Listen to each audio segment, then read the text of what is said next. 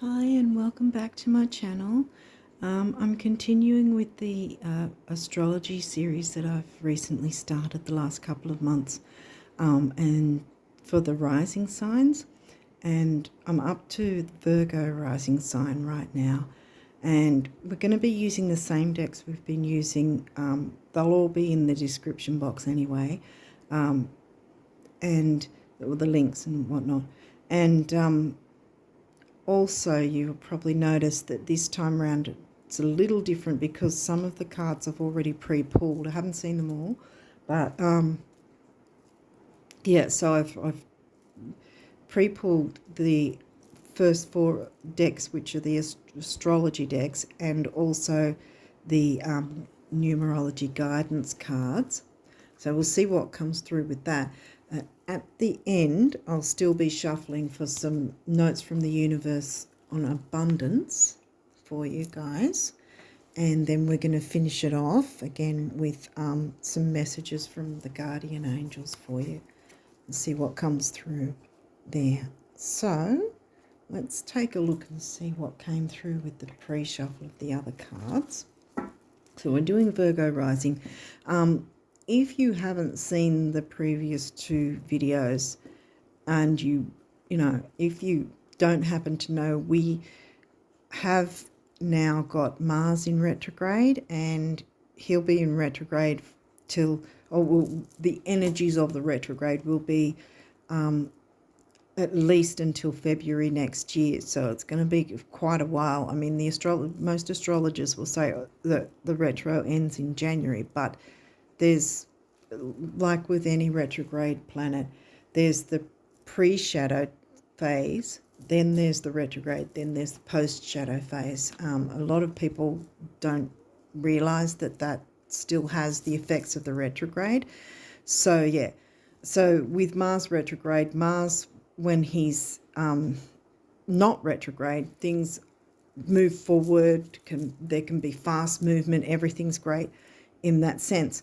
When he's retrograde, it's kind of like Mercury. Well, any planet that goes retrograde, it's going to be slowing things down or making you reassess things and take another look at how things are going.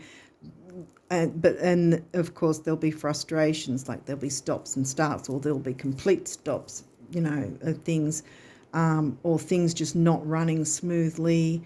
And that can also frustrate us,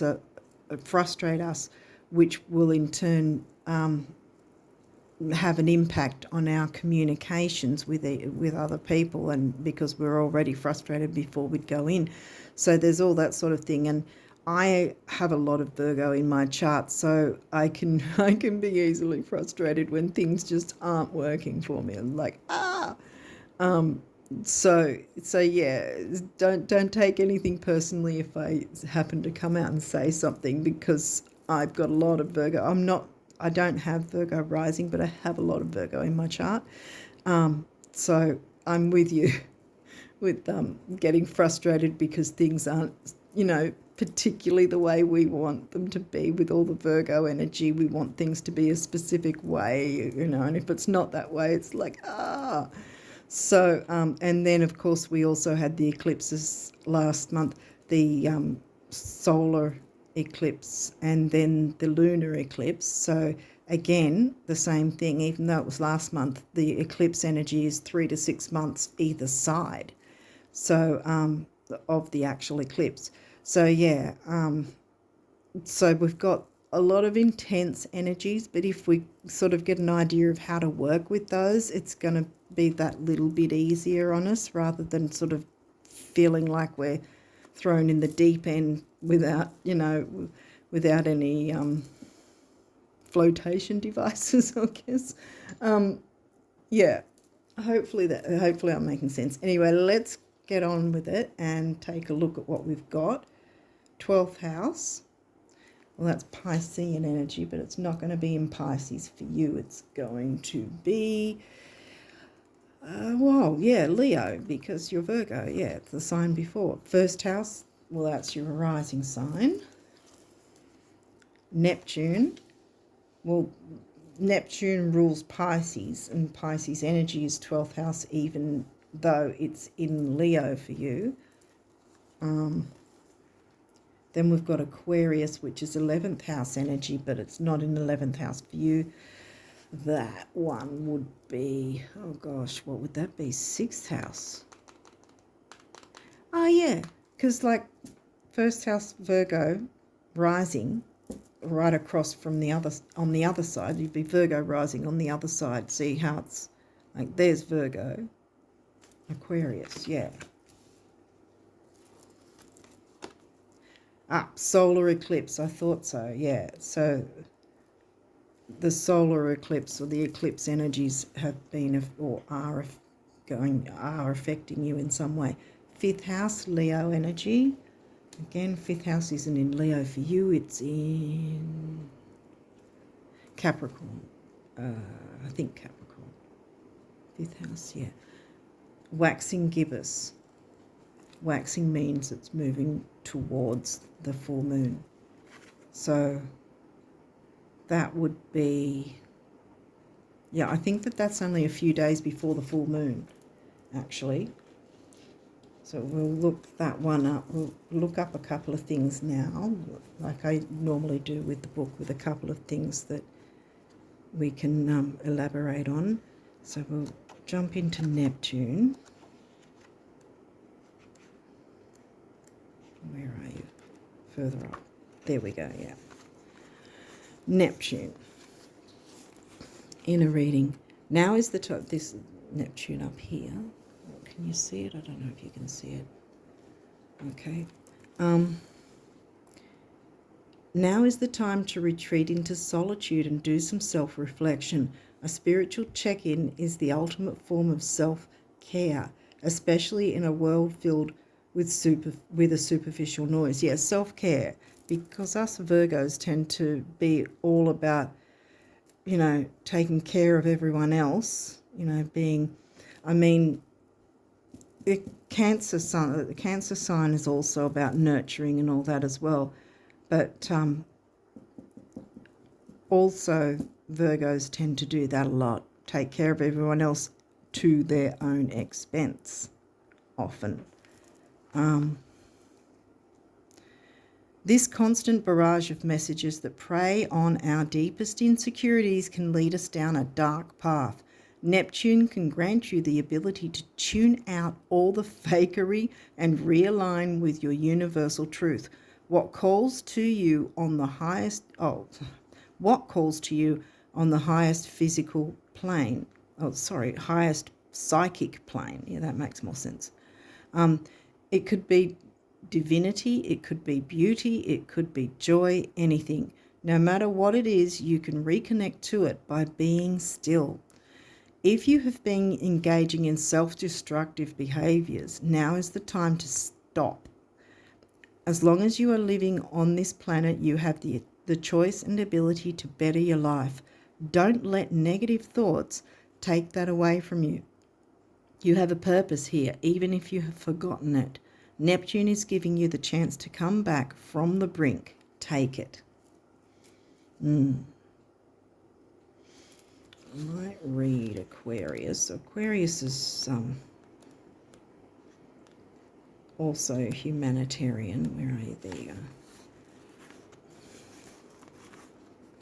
Yeah, see, Aquarius and Virgo energy are both humanitarian, have humanitarian aspects in them. Retreating into your own world is what Aquarius wants you to do when it appears in a reading. We just said that. Take a bit of a retreat. Yeah, because of all the heavy energies of the eclipse. Too often we absorb and internalize other people's emotions and neuroses, and it's time for you to rid yourself of them. Put your phone on Do Not Disturb for an entire 24/7 and have yourself a staycation. The appearance of Aquarius can also mean it is time to loosen up and get a little crazy, which is something us Virgos don't generally do. You are being given the opportunity to be as out there and unpredictable as you want. Oh, wow. That reminds me of, well, yeah, Uranus, because Aquarius is ruled by the planet Uranus. We'll see what else comes through, though. Be as out there and unpredictable as you want. If you are someone who always plays it safe, that's such a Virgo thing, you are being offered a free pass to experiment. Wow. Make sure you leap into the water. Now is not the time for waiting. Nebulous Neptune, the water sign, right next to Aquarius. Wow, yeah. I can already see where this is starting to go. Now, we will read on solar eclipse and then we'll read the gibbous moon. But the others kind of, that's Leo energy, 5th house, creativity, fun, romance, children, creativity, all that. But 5th house is not in Leo for you. It's Capricorn. Huh. All right. That kind of puts a bit of a slant on things, doesn't it? Because Capricorn's very serious and methodical, more so than, in some ways, than Virgo. And that's in your 5th house, so there's a balance of energies there. Maybe you balance them very well, who knows? I don't know. Anyway, we'll get back onto this solar eclipse. Both the eclipses happened anyway, but yeah. A solar eclipse occurs when a new moon is directly between the sun and the earth and blocks out the sun's rays. Sun rules Leo, 5th house energy, blocks out the sun's rays. The solar eclipse carries the same potential for opportunity as the regular new moon, but it does come with a warning that you will reap 3 times what you sow. So go forward with clear purpose. Yes. Exactly. Now, it's the other way. We will look at waxing gibbous moon. Like I said, waxing is moving towards, wait, that's waning. There it is. Waxing gibbous is moving towards the full moon. See how it's the first quarter, then it's waxing gibbous, then it's full moon, then it's waning gibbous. And after that, you will see it's another last quarter because it's moving into all the phases that way. This is how this book sets it out. It's fantastic. Waxing gibbous moon. In a reading, the waxing gibbous moon is all about tending to the finer details of a situation. The flowers are blooming, but they still require your attention. Enjoy the beauty, but be sure to check in frequently, or your garden could get infested with mites. If you have dropped the ball recently, this card is a gentle reminder that you still have a chance to pick up where you left off. Trying to cheat or cut corners may work in the moment, but these shortcuts are always discovered later on. Okay.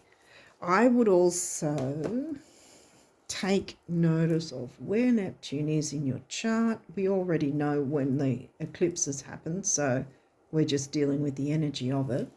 And that's usually about 3 or 4 days before a full moon, so take notice of the time frame of that, maybe. But yeah, wherever Neptune might turn up in your chart might be a thing as well. Let's have a look at these cards further. 7th house. Well, 7th house is Libran energy and it's about relationships, but it's not in Libra for you. It's in, it's in Pisces, Neptune. 12th house, Neptune. I mean, yeah, 12th house, but is Pisces energy. And then Neptune is the ruler of Pisces. And then here you've got 7th house, which is where your Pisces sign is. This area of your life is about long-term significant partners, romantic, business or family. Right, okay. What else have we got? Uranus, look, ruler of Aquarius. Sorry, I get a little bit excited when I see all the connections. Your potential for sudden change, enlightenment and awakening. Well, see, here's the thing as well, was that you can expect sudden changes when eclipses have or are about to happen, 3 to 6 months either side of the eclipses. Because if you are aware of it and you're working with the energy, it's not going to be like the carpet's pulled from under you. But if you're hanging on to things that you know are not working, are not good for you, are holding you back, then the eclipse is going to go, we're moving that away so that something better can come along. And then it's more unceremonious because we've held on tight, and it's more difficult to let go that way when it's ripped away from us, per se, if it feels that way. Scorpio. Oh dear. 8th house energy, Scorpio. The energy is intense, masterful, thoughtful, and magically charming, but also secretive and possessive. Charming, I would have thought, was a Libran thing, your 7th house. But Scorpio's in your 3rd house, isn't it? Have we had anything Gemini yet? Not yet. No 3rd house or Gemini yet. So let's keep going. Square. Right. Okay. So, well, I mean, this is, pretend that's your chart, right? A square would be literally a quarter. So you could move it around any way. And if there's, say there's a planet there and a planet there, well, they're squaring. And say, for instance, there was a planet around here, well, it'd be squaring your ascendant. For instance, the square is always a quarter of the chart, and it can move in any area, if that makes sense. So it doesn't necessarily mean it's going to be like that or like that, right on the line. It's going to sort of be, wherever the planets sit, kind of. I don't know if I'm making sense, but yeah, so we've got a square, which is a kind of difficult aspect, but having said that, it can also, it's also known to be, well, like it's saying here, it's a challenge, and not all challenges are actually difficult. Creates tension, stalls, sounds the alarm, motivates, pressures into, frustrates. Sometimes we need to be pressured into certain things for our own good. Demands, frustrates, we're Virgo, we can be easily frustrated. Struggles, reorients, hurts, works out, reconciles. I say we're Virgo. I don't have Virgo rising, but I do have a lot of Virgo in my chart, as I said earlier. Leo, 5th house. Here we go. 5th house energy and Leo. So see, there's a similarity there. The similarities are coming through again. Where's Leo in your chart, though? 12. Yes. There we go. We've got 12th house again. 12th house is in Leo. Conjunction. Right. Well, conjunctions aren't difficult like a square. However, they can be either good or bad depending on what planets are conjunct, and if there's any other aspects that are, like a square, for instance. Okay. So you've got your chart here, right? You've got your square. A conjunction, there could be a couple of planets down here. A conjunction is usually 3 or more planets. There could be a conjunction which also lines up as a square. You might want to look at your chart and see if there's something like that going on in any area. I'm just going like that, but it can be over here, there, anyway. And considering the 12th house seems to have come through a bit, it might have something to do with it. Your 1st house, though, came through, which is your ascendant. So, sorry I'm jumping all over the place. Hopefully some of it's making sense. But, yeah, well, this says here, empowerment. Combines with, enhances, strengthens, joins forces, activates, intensifies. Well, see, that's where, like, I have I have a conjunction of a few planets. Well, actually, 3 or more planets is a stellium. A conjunction can be just 2 planets are conjunct in something, actually. I've just confused matters that way. Sorry about that. But yeah, a stellium is still a conjunction, but a stellium is 3 or more planets. And yeah, I've got a couple of stelliums. Yeah, so what was I going to say? Yeah, I've got in one of them Mars and Mercury are retrograde, not retrograde, are conjunct.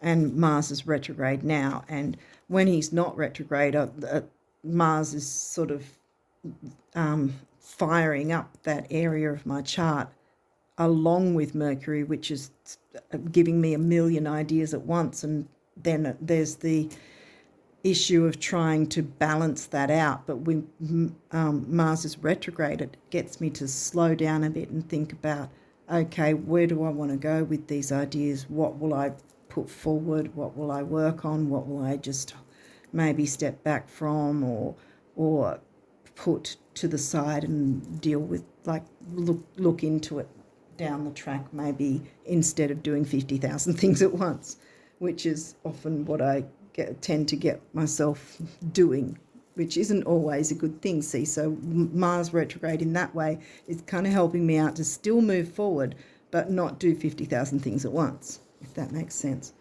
Okay, trine sextile, that's in the challenge position, so that's in, we'll read that in the book in a minute. Scorpio, you've got Scorpio twice, so Scorpio, 8th house energy, not in your 8th house. Where is it again? What did we say? 3rd house, Gemini, communication. So you communicate like a Scorpio. And Leo, spirituality and all that. 7th house, what was that again? Pisces. Yeah, so your relationships are probably quite nebulous with Pisces and dreamy and all that. Series, upright, is also, these are known as the gift. So in the book, I'll read it in a minute, they're known as the challenge when they're in reverse, and when they're upright, they're in the gift position. We've got Chiron in the gift position. That's good, because that's helpful to work on your Neptune also in the gift position. Wow, okay, yeah, there's definitely something going on with you've got Neptune there, you've got Neptune there, 12th house. Where else did 12th house come through? Was that Leo's your 12th house? Yeah, I knew it was here somewhere. Yeah, something's going on with your 12th house, definitely. We'll have a read of the book for these guys. So we've got, what's that, 52, I think.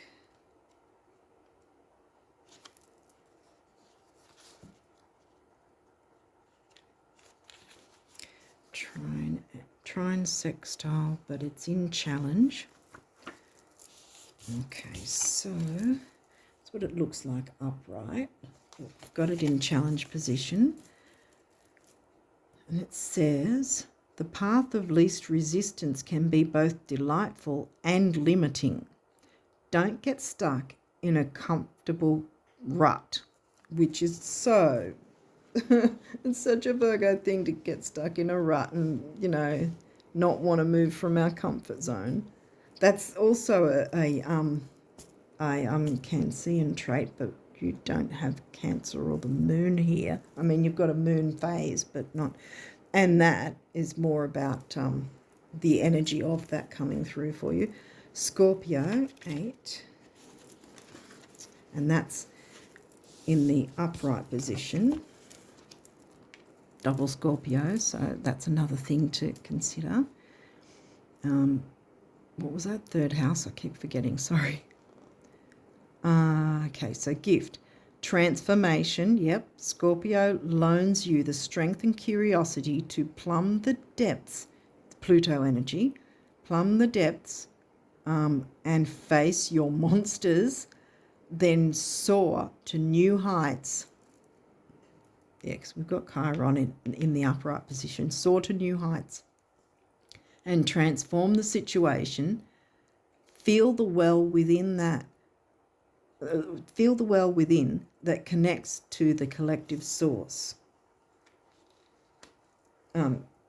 Collective, Aquarius, the collective, the communities, and feel the source, nebulous. Okay, now we'll look up series 29.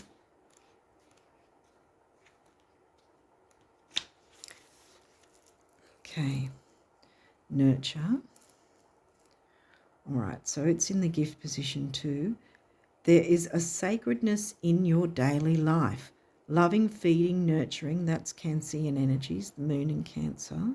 But healing your Chiron wounds, you need to nurture. Gardening and being in family, whether chosen or biological, are all part of a powerful spiritual path. The mother holds you.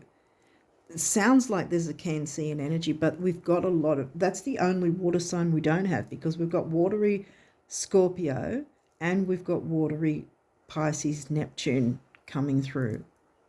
And 12th house, Pisces energy of 12th house, even though the actual Pisces sign didn't come through, if that makes sense. Now we'll head up to Chiron. That's the page before. Okay. Gift is allow the pain and troubles of the past to become the wisdom and compassion of the present moment. Wow, okay. And then Neptune is also in the gift. Vision, because this one says symbiosis, but it was in the challenge mode.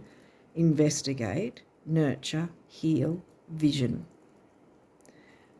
That all makes sense to me. Hopefully it makes sense to you. So Neptune, allow yourself to float, to swim in that great ocean of the collective consciousness. Collective consciousness. Neptune twice, and 12th house, Leo. Yeah. Soak up the presence of divine soul. There is no separation between you and all sentient beings, between you and the realms of gods and spirits. Wow. Okay, now let's move on to the numerology guidance cards. What do we have? Personal growth. Yeah. Yeah. Wow. Time out. Yeah, it was saying about meditating. And you've got purple twice. See, that's comes to a 1, which is personal power on that note. 7, I always find 7 is a lucky number. And patience, 2, patience. Number 2, relationships. Didn't 7th house? Yeah, 7th house came through, relationships. So, yeah, having a bit of patience with yourself as well as with others, I think. Because I think, like I said with the Mars retrograde, it's not an easy time for any of us, no matter what sign we are. So, yeah, I think taking that bit of time out for yourself is absolutely needed. Make a little, make a little note of when the waxing gibbous moon is for you, because there may be something that goes on around that time for you. Hang on. Grab that. Okay. Is there any other messages for the Virgo risers for December? Notes from the universe about abundance. I think these two wanted to come through. Okay, let's have a look. Okay, what do we have? All right. Funny, the darkness is like the Scorpio blue darkness. So out of the darkness comes light. And there's the moon.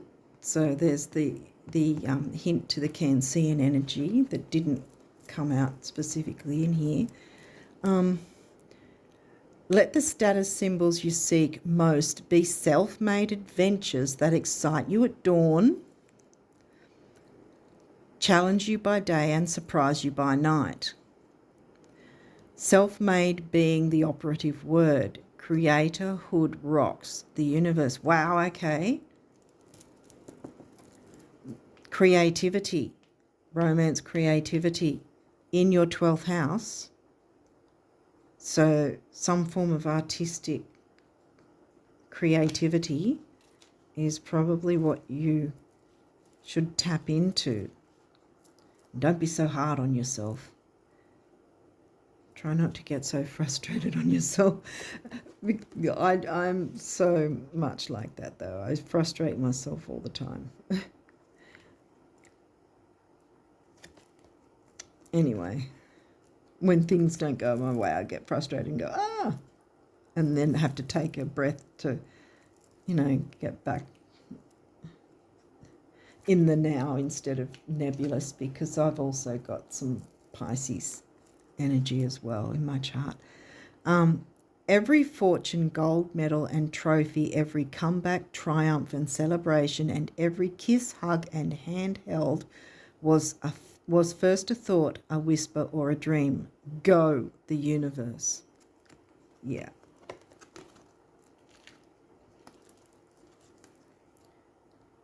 Okay. Eternity is a really, really, really long time. I think we'll be able to squeeze everything in. Relax. Telling a Virgo to relax. Peace. What is it? Peace and blue jeans, the universe. Yeah, see, this is quite a quirky deck. Okay, and then we've got this beautiful waterfall.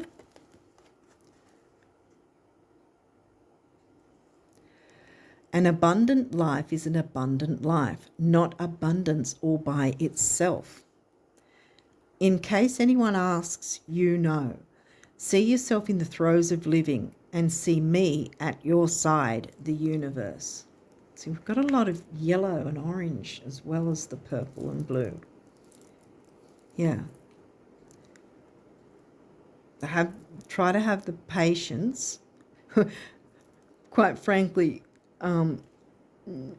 because we can have the patience almost of a Zen master, but it can also become resentful if we're sort of letting people walk over us, kind of thing. So I think it's sort of take some time out that will help with personal growth, and it will help with your patience as well. Because look, this guy's got yellow. You got orange on that side, dark purple on that side, yellow coming through with your solar plexus and your is it sacral chakra, I think, as well, is your orange sacral. I think that's the name of it. Yeah. So that might be something too that you, while you're taking time out and meditating, you can have a little work on your chakras if you do that sort of stuff. Work with some crystals and things like that if you citrine, red jasper. Okay. Sorry, I don't mean to laugh at you, but you've got to see the humour in this. Relax. There is plenty of time to do and achieve all you desire. Place your hands gently on your heart and allow your breath to guide you to a quiet space within. There's the meditating thing again. Imagine yourself bathed in golden light flowing from the eternal heart of God. I, your guardian angel, am with you. Allow me into your heart. You will accomplish more by focusing on that which is most important in life. Love. Yeah, see, Virgo and Capricorn are generally the ones that are constantly wanting to. Did Capricorn come through? I think it did, didn't it, in some way, roundabout way? Capricorn, where's your Capricorn? 5th house, yeah, 5th house. I thought it did. I was trying to look for a card that looked, but it's the 5th house card. Okay, is there any other messages? Yep, from the guardian angels for them. Oh, okay. Yes, there is. Is that it? Virgo rising for December. Yep, that's it. I'll pop these aside.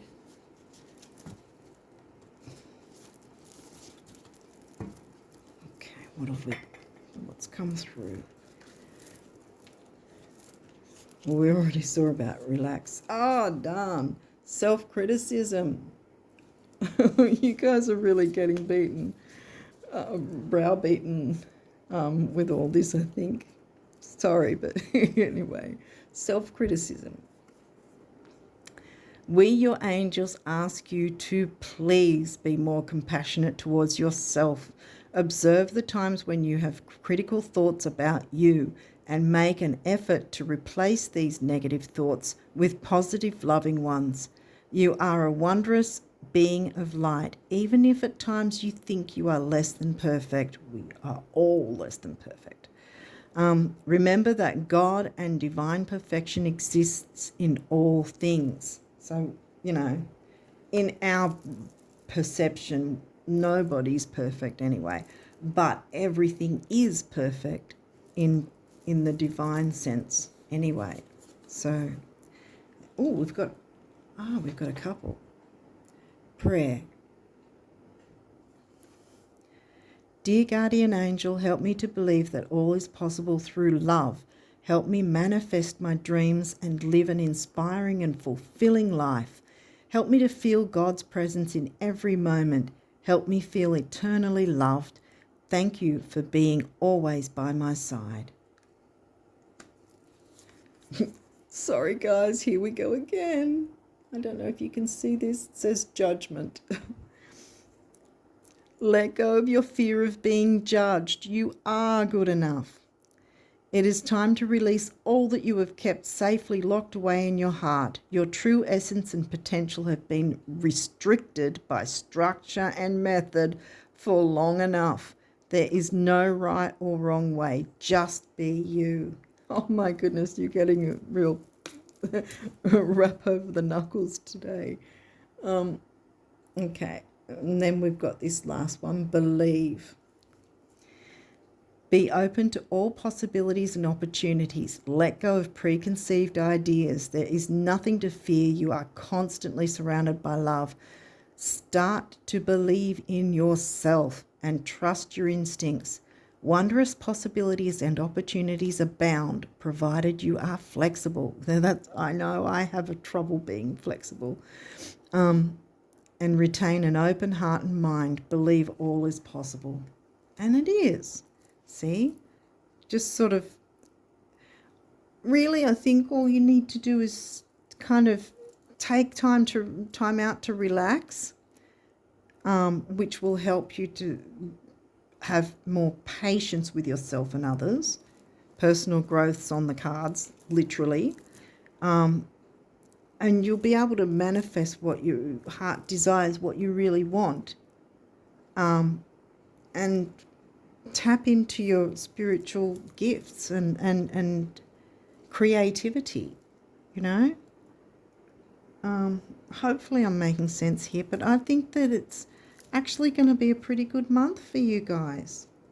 I mean, yes, it was sort of like a bit of a rap over the knuckles, but it's sort of just reminding you to come back to your essence, come back to your true self, Be your authentic self. Don't restrict yourself. Don't feel you have to restrict yourself for others. Yeah.